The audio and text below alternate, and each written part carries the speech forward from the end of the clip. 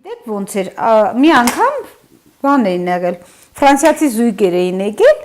այդ զույգերը բան արեցին, եկել են, ինչ ասել են ոչ մեկ ոչինչ չի հասկացել։ Մեր բարեկամներից մեկին են հանդիպել,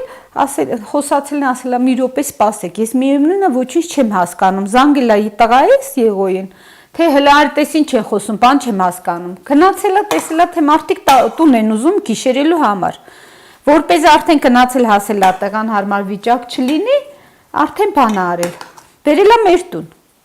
Տեղավորել են, մարդկանց հյուրասիրել են, ես այդ ժամանակ տունը չէի։ Ես եկա արդեն առավոտը նախաճաշին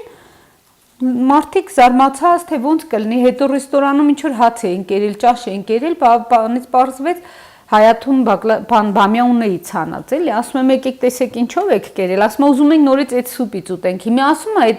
բամյա, ասում է չգիտենք դրա անունը ինչա, վերջը գտավ, հետո այնքան ուրախացա, որ Հայաթում այդքան բան կա, որ ինքը կարա, ու թարմ հույթերով մեր Հայաթում ինչ կա, այդ ենք տնում, ուրախացած սենց ու առաջին հյուրերը դրանք էին, ու նորից ֆրանսիացի հայր ու աղջիկ 10 տարեկան աղջկայից, աղջիկն ուզեցել էր, ասել էր ուզում եմ գնանք 4 պետություն, իր համար Ղարաբաղն էլ Արցախն էլ պետություն էր այդ երեխայի համար, գնանք Արցախ, Հայաստան, Վրաստան ու Թուրքիա, Ադրբեջան չեմ ուզում, զարմանալու մի բան, որ այդ երեխեն իր մեջ այդպես հորը խնդրել էր ու հեր ու աղջիկ սենց ոտքով ճանապարհորդում էին, բանով, այդ ավտոստոպով։ Նաժա իր աղջկանունը, հիմա ինքան եմ ուզում այդ երեխուն գտնեմ, որ տենց ասենք թե իրանց ճիշտ է ուրասիրեցինք, բայց այն չէր էլի, որ սենց պատահական ստացվեց, միշտ ուզում եմ, որ տունը կառուցենք վերջացնենք, ես իրան հույր ընդունեմ։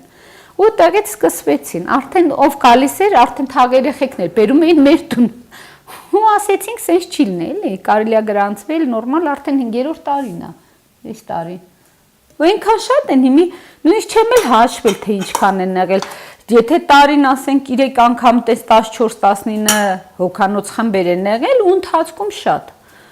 Նույնիսկ Թայլանդից ենք ունեցել, Նոր Զելանդիայից մի հատ շատ լավ պապիկ ենք ունեցել, հույր հետո դեկտեմբերին իր աղջկան եւ փեսուն ուղարկեց,